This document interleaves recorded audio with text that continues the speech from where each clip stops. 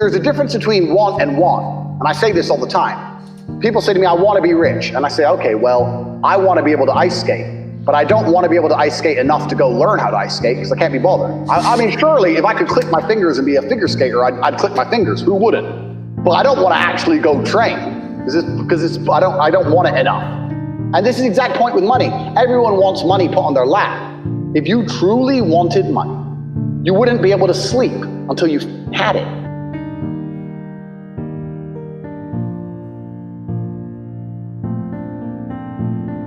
Another thing where it comes back to motivation and discipline. I want to really stress the difference between those two things. I was a 4-time kickboxing world champion. For 12 years, I trained 5 hours a day, 6 days a week. And I was motivated to train probably about 25% of the time. The rest of the time I went because I am disciplined. You don't feel like going through that on a Wednesday morning when you wake up, but you have to do it because you're disciplined. You're either a disciplined individual or you are not a disciplined individual.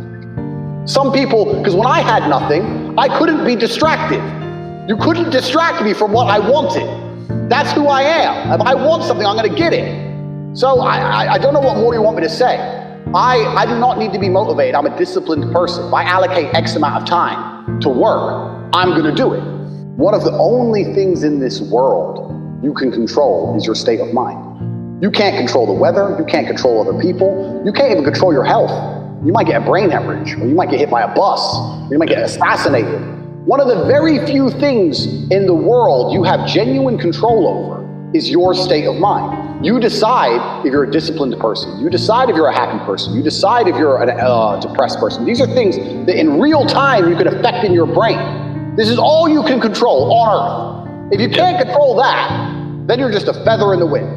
And life's gonna blow you around and you might land somewhere good, you might land in dog shit, nobody knows. So if you're gonna be that kind of person, then you're at, like you said it perfectly, you have no will, then you're just at the whims of the earth. Who knows? You're gonna watch something on TV and they're gonna tell you something and you're gonna believe it, you're gonna march and hold the sign and blah, blah. You're gonna be an idiot. Yeah. Your state of mind is what you should be able to control. If you can't wake up and say, today I'm making some money, and actually try your very, very best, and actually stay dedicated to that task. If you can't do that, this is the thing, if you don't control yourself, society controls you. Yep. So you have to ask yourself, does what society want for me, is it what I want for me? Is what society is trying to teach me, is that going to be good for me? And the answer in 99% of cases is no. What society wants for you is a miserable tax slave existence.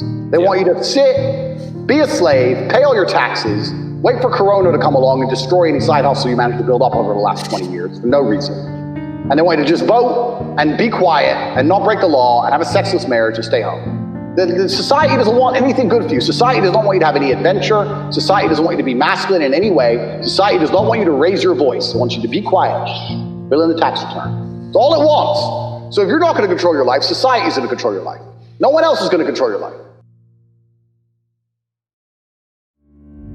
Crisis and opportunity are the same thing. In fact, in Japanese, they have the same word. And what most of you people are doing is you're going through your life, you're seeing a crisis, you're seeing the world get destroyed, you're seeing Corona, you're seeing the American election be stolen, you're seeing all these bad things happen, and you do not identify any opportunity in these circumstances. You sit there and think, oh well, the world does what it does and I'll keep doing my job. I'll keep working at Starbucks. And maybe one day when my ship comes in, I'll make some money. Never. That's never going to happen. You do not identify opportunity. The opportunity we are discussing now, which happened on the 12th of March, where I bought 600 grand of Bitcoin, which is now worth in excess of 7 million. I've done zero work. Zero. I've turned 600K into 7 million just because I identified an opportunity. It took me 10 minutes. That's how easy it is. Now, you probably didn't have 600K to buy Bitcoin like I did. Fine. You could have put 600 in and had 70 grand. 70,000 you could have had from 600. But you do not identify opportunities. You do not pay attention to the world around you. You just live in your little bubble. You're too busy arguing with your ugly girlfriend, too busy stressed out about some dumb too busy sleeping in. You don't pay attention. You're not perspicacious. There's a difference between life's professionals and life's amateurs. This was something I picked up from my dad. He used to talk about professionals and amateurs all the time. And life is actually extremely easy if you approach it as a professional. A professional gets things done on time, up at X time, by X time, X is completed, by this time, that's completed. Speak to this person on this day at this time. Be a professional. The average man is amateur in nearly everything he does. When I see, because I'm perspicacious, when I'm around, unfortunately, when I'm around peasants, when I'm around you peons, I look around me and I see how unprofessional everybody is. The way they move is unprofessional. The things they say are unprofessional. Their worldviews are unprofessional. Everything is unprofessional. They're walking around, headphones in, super killable. Couldn't even hear me sneak up on them with a chainsaw. Stumbling through life like a jackass. And you wonder how they've not managed to crack the code. And there's only one of three reasons that anyone on this planet would ever be poor. You're either lazy, you are arrogant, or you are stupid. Now, we'll start with lazy. Most of you are lazy. In fact, I'd say basically all of you are lazy. You don't understand what work is. You don't understand what work ethic is. You don't understand the ethos of conquer Earth. You don't have fire blood. You don't wake up to go piss at 3:32 a.m. and go, I'm not going back to sleep because I want to make some fucking money. So you're all lazy. You're all arrogant. Because when I sit here as the richest person who's ever wasted his time talking to your dumbass and tells you what to do, you don't listen to me. Oh, well, Tate, you know, maybe he's wrong about you're broke. How can I be wrong when you're in the poor category and I'm in the rich category? I obviously know something you don't. You arrogant. And the third and least common category is stupid. Most of you are not too stupid to become rich. I could show you how to do it. All you have to stop doing is being arrogant and lazy. So if you sit here and go, well, I'm none of those three things, yes, you are, because you're not living the life I live. You are a brokey. If you were none of those three things, you'd be here with me in this room, wouldn't you? But you're not, because you are a peon. So, look at your bank balance, accept it's not as large as mine, and accept that one of those three attributes must apply to you, find out which one it is, and change it. Good morning.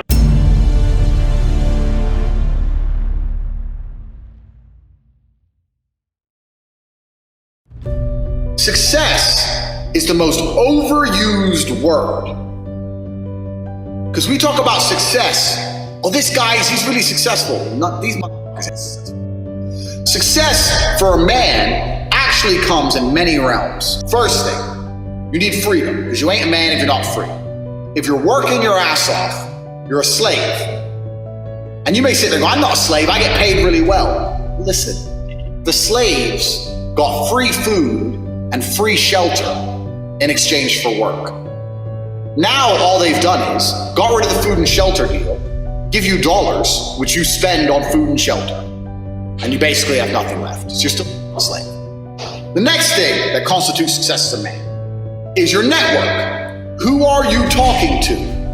Who are these people? Who will answer your phone calls? Some of the 5 people you spend the most time with. And I say this to people and everyone goes, yeah, that's true. Then I ask them what they spend their time with. They spend their time with losers. It's like the largest IQ test that possibly exists. If you understand you're the sum of your network, why is your network full of jackasses? Name the most important person in your phone, and I guarantee you he's not important enough for me to even talk to. Oh, but he's got a nice BMW and he's funny. You don't know anyone important. Right now, there is a lunch happening. I've taken a step out from lunch to the driveway to film this. Look at the driveway. If you were at that table, if you were having lunch with us, don't you think you would leave knowing something about money that you didn't know before? I say it all the time. If you were in a room full of ice cream experts and all they talked about was ice cream, how to move ice cream, how to store ice cream, different flavors of ice cream, how to make money from ice cream, don't you think you'd learn about ice cream? So if you're in a room full of people making money, don't you think you're gonna learn about money by just existing there?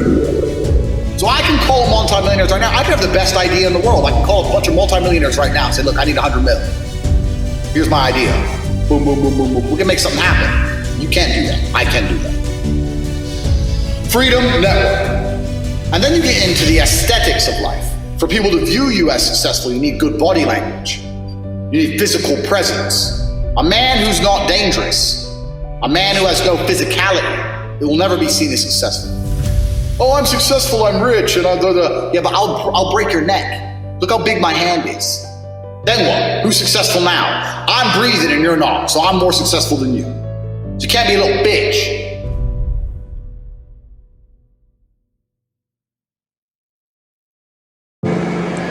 So while I'm waiting, I'm going to tell you all a mind trick, and I want you to pay attention because this might be the most important video you ever watch in your life.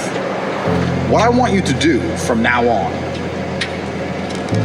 is try and remember your last thought before you go to sleep. Now, when you do this, it's going to turn your brain on and wake your brain up, and then you're going to struggle to sleep. So don't do that. It's going to take a little bit of practice. It's going to take about a week or so where you learn to be zen and fall asleep and allow your mind to fall asleep while remembering what you're thinking about and categorizing them. And the point is that when you wake up the next day, you should be able to tell people what the last thought you had was before you went to sleep. Because you never probably thought about this, you're not aware of this. But your mind is drifting in all different kinds of directions before you fall asleep. You're thinking of this, you're thinking of that, thinking of that bitch, thinking of that memory, X, Y, Z. And you don't remember the last thought that you had before you finally lost consciousness. But once you've trained your mind to remember it, something very interesting happens. And what happens is, when you remember your last thought before you went to sleep, you start to remember all of your dreams and all of your thoughts you have when you are asleep. Because you only live in the present. You only live in right now. Everything you've ever experienced in your life is remembered. And you remember all of your experiences from reality the same way you remember your dreams from your unconscious. You remember them the same. It's the same imagination. So when you begin to remember your last thought before you went to sleep, and you begin to remember every single unconscious thought you ever had, what becomes very interesting, thank you very much, thank you. What becomes very interesting from there is you get a lot more control over your subconscious mind and over your dreams. You get the ability to affect your dreams with your mind. You become a lucid dreamer like I am. I can't have a nightmare because if I start to dream of something which is less than perfect, in my dream, I just click my fingers or do some Aikido and change it. If my plane starts to crash, in my dream, I click my fingers and I have a parachute. I control my dreams. I control my mind absolutely. Now, what's really interesting is this. If you remember your entire life, your awake, your conscious experiences, the life you've lived that you remember, is all inside your mind as memories. But if you start to remember all of your dreams without fail, and these are dreams that you can affect in real time, you now get to remember and have a catalog in your mind of an entire life as a superhero. I have lived an entire life in my subconscious while I was asleep as a superhuman. I have all of the memories. I have years of memories of living a life in which I could fly. Call me crazy. I know you're sitting here. Some of you will not understand what I'm talking about. Some of you will understand what I'm talking about. But the point is that my mind has two lives in it. I have my conscious life and my unconscious life. I've lived both. I remember them the same. I have trained my mind to do this. So in my living years, in my human experience, I've lived twice as long as you have. This is why I know twice as much as you know. I've lived more life, and I've lived more life inside of my mind because my mind has been trained. Do you understand?